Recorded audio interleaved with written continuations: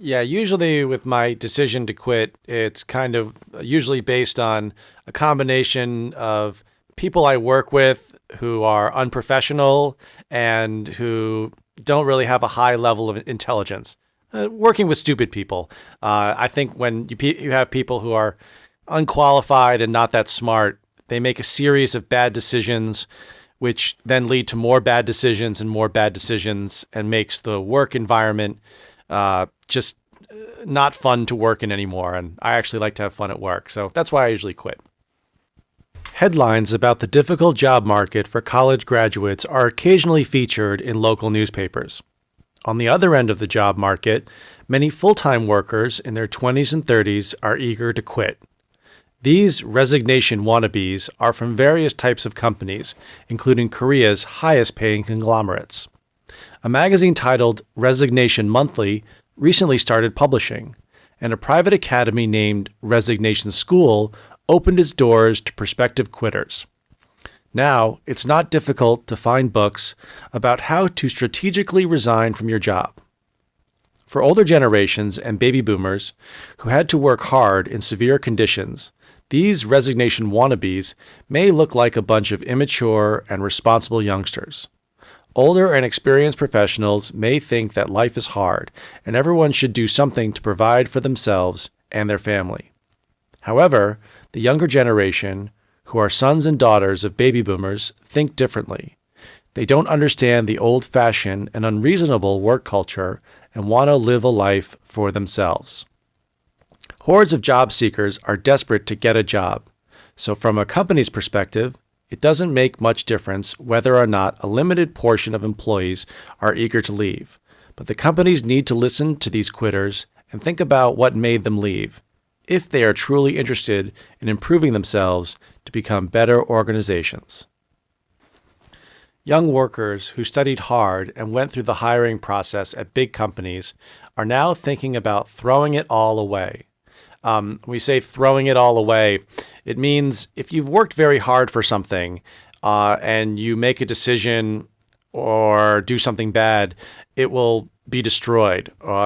Recently there was a baseball player who had a couple DWIs, who was drunk driving. He decided to drink alcohol and have fun, but he threw away his baseball career, threw it all away based on kind of a small decision. So when we say throwing it all away, you're deciding to do something very important, and then you're going to basically destroy it. Many young permanent employees have the urge to resign from their positions. They have one foot out the door. So to have one foot out the door means that you're about to leave or you want to leave. We can use it for if someone's in a relationship. You would say he always had one foot out the door. Means he always wanted to break up with his girlfriend. He was eager to leave. And also in this lesson, we're going to talk about different titles for people. So I said before, permanent employees. So permanent employees are people who work permanently. We call them full-time, and we call them salaried employees. The opposite, which I hear a lot, is kind of Konglish, or I think it's German, is Arbeit. We don't say that in English. An Arbeit would be a contract worker or a temp worker. Temps are usually paid hourly. Contract workers are paid for a certain amount of time, 3 months, 6 months, 1 year. Also, there's another expression in Korea. People say freshman when with a new employee. We don't say freshman. We only say freshman first year of high school, first year of college or university. So we would say a first year associate or a new employee. Koreans also say rookie. We do have the word rookie, but not usually for company jobs. A rookie is usually in sports, police, fire. Yeah, that's about it. I mean, they are rookies, but we don't use the term rookie. The main reason young workers want to leave is the conservative and outdated work culture. So I mentioned outdated. Outdated just means that it is not proper for the current time. So for example, if you update your phone, the new software, the old software is outdated. It's not old. It may be 3 months old, but currently is outdated. Work culture is changing, and young workers are seeking a more progressive work environment. they don't like the hierarchical work environment. So I said the young workers are seeking a more progressive work environment. Progressive means liberal, not conservative. They're looking for kind of an atmosphere, more of a tech company like Google that's a little bit more free, a little bit more relaxed. And then I said they don't like the hierarchical work environment. Hierarchical is the kind of top-down structure. So similar to the military. If you, let's say, give an example, if you had a manager, a senior manager, and a director, in a hierarchical environment, the manager could not talk to the director. They'd always have to go through the senior manager. Same as, if the director, he would talk to the senior manager would talk to the manager, top down. The opposite is a horizontal environment. In a horizontal environment, the environment is more open, it's more collegiate, people can talk to each other, and there's no real clear reporting structure. And if there is, it doesn't matter who talks to who. Korean workers must choose work over their personal lives. Full-time employees are forced to sacrifice a good work-life balance to keep their positions in their companies. So I mentioned a good work-life balance. So we have good work-life balance, bad work-life balance. A good work-life balance means you get to work at a decent time, you leave on time, and you usually don't have to work weekends. So you can enjoy your family, your free time, you can work out, you can do your hobbies, whatever. But a bad work-life balance means you are always working. You have no time for family, no time for the things you enjoy. So we call it work-life balance. Quitting before meticulously analyzing your future is a dangerous strategy. Okay, so I mentioned the word meticulously. Meticulously means something very detailed. To be meticulous is to be very focused on the details. So you need to look at the details before you quit.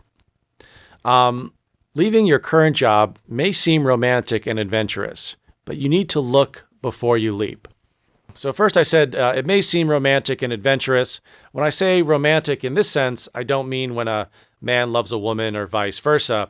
When we kind of dream of what our life would be like, it's kind of, or, if you think about if you won the lottery, your dream of being rich and traveling around the world, that is kind of visually romantic. It has nothing to do with love or anything like that.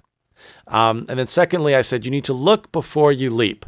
So to leap means to jump. So look before you leap is kind of a warning we give people before they do something, before they take a risk, or before they start a new adventure. You need to research a little bit before you jump into it. So when someone's about to do something that might be risky, we always say, look before you leap. Life is not all about fun and happiness. Adults need to do things they may not want to do in order to support themselves and their families. For most of us, working hard is necessary to support ourselves and our loved ones. A responsible adult needs to realize this and put his or her nose to the grindstone. So that last part, put your nose to the grindstone. It means to work very hard. So if you said, my first 5 years of the company, I put my nose to the grindstone and I got promoted. That means you worked very hard. Or if someone asks you, what should I do in this company? You could give the advice, put your nose to the grindstone, which means kind of put your head down and just work. Many Korean companies have a conservative work environment, which is outdated. So there's conflict with new hires. Companies need to evolve to the modern corporate climate. So I mentioned that the most Korean companies have a conservative work environment. So when we mean conservative, it means traditional, not really risk-taking, and hierarchical, as we talked about before. The traditional Korean working style conflicts with the beliefs and attitudes of new employees. Companies need to focus on improving the professional environment to prevent junior staff from leaving. So we mentioned the professional environment. That is everything that's inside of a company. It can be physical to how the office looks or feels, and also the way people talk to each other, if they use first names, if they use titles. It's all part of the professional environment. And it's also how if people go out to lunch together, or if the environment is impersonal, people only talk by email, or if the environment is hostile, that's not very professional. So we talked about the professional environment means everything inside the office. Thanks, guys. I hope you enjoyed the podcast. Look before you leap.